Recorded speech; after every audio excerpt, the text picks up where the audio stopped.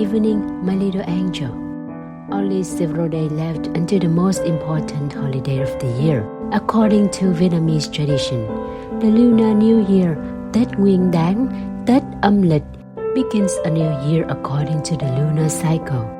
A long time ago, during the Lunar New Year, families, neighbors, and friends visited each other when the most extended holiday of the year. Family members who work far away have enough time to return home. Adults wish for bad luck to stop at the end of the year, giving way to a new year of success, joy, and good health. The word Nguyên in the name of Nguyên Đán is of Chinese origin, in which Nguyên means beginning and Đán means morning. This name was initially translated as the spring morning. The word Tết is also Sino-Vietnamese word that means party. Tết âm lịch is the name that is related to the habit of using the moon calendar to calculate days in Vietnamese culture in particular and many other Asian countries in general, different from the solar calendar, using to calculate normal days of the year. The lunar calendar is often used to mention the months and days of traditional festivals, such as the Đoan Ngọ Festival, Mid-Autumn Festival, and more, besides the Lunar New Year. According to historical records, lunar calendar began to use under the Chinese Emperor Qin Shi Huang. Since then, in China and Vietnam, this calendar has remained the primary reference in celebrating holidays, especially the first days of the year. Lunar New Year, accordingly, occurs every year around mid-January to mid-February. We will continue to learn about exciting things related to the Lunar New Year in the following story times. And now, let's reunite with adult Totto-chan and her childhood classmates at Tomoe School, Takahashi-kun and Miyo-chan. Akira Takahashi, who won all the prizes on sport days, never grew any taller but entered with flying colors a high school famous in Japan for its rugby team.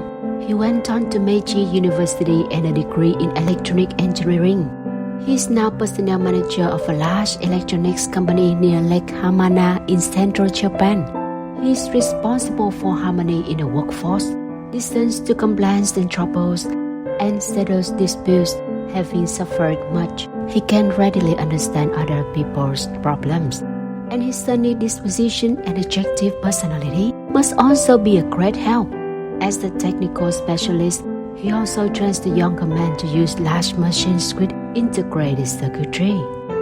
I went to Hamamatsu to see Takahashi-kun and his wife, a kindly woman who understands him perfectly and has heard so much about Tomoe that she says it almost as if she can't there herself. She assured me Takahashi-kun has no complexes whatsoever about his dwarfism.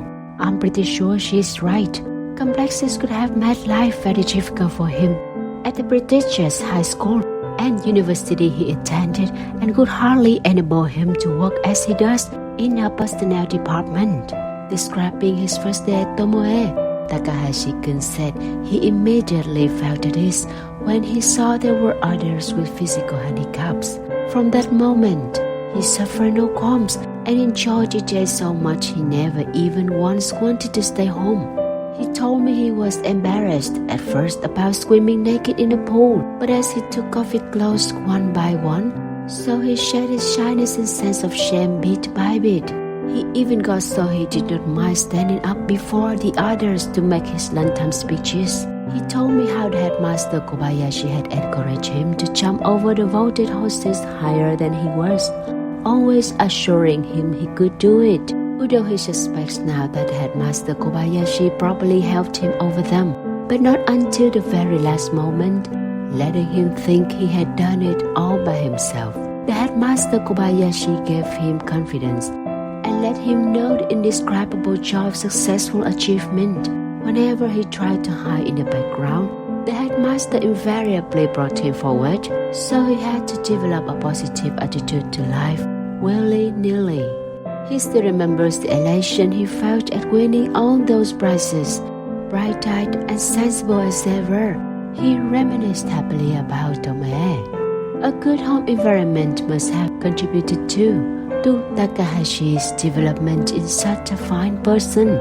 Nevertheless, there's no doubt that the headmaster Kobayashi dealt with us all in a very far-sighted way.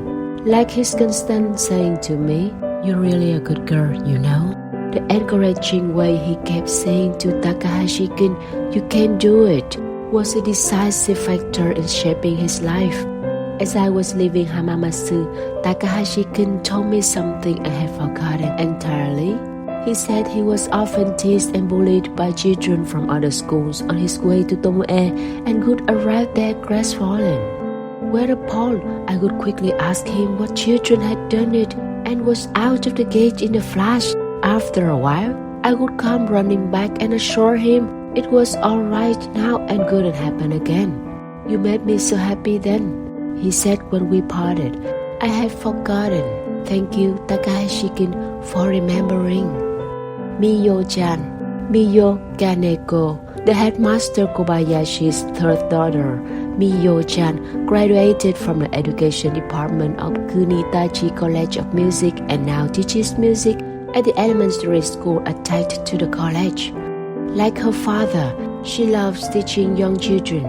From the time she was about 3 years old, the headmaster Kobayashi had absorbed Miyo-chan walking and moving her body in time to music, as well as learning to talk, and this helped him immensely in his teaching of children. It's wonderful to meet old friends and review old stories together. What will my little love say to friends you haven't seen in a long time? Today's story time is over. I wish my little love a good night's sleep. I kiss you long on your forehead. See you again next time.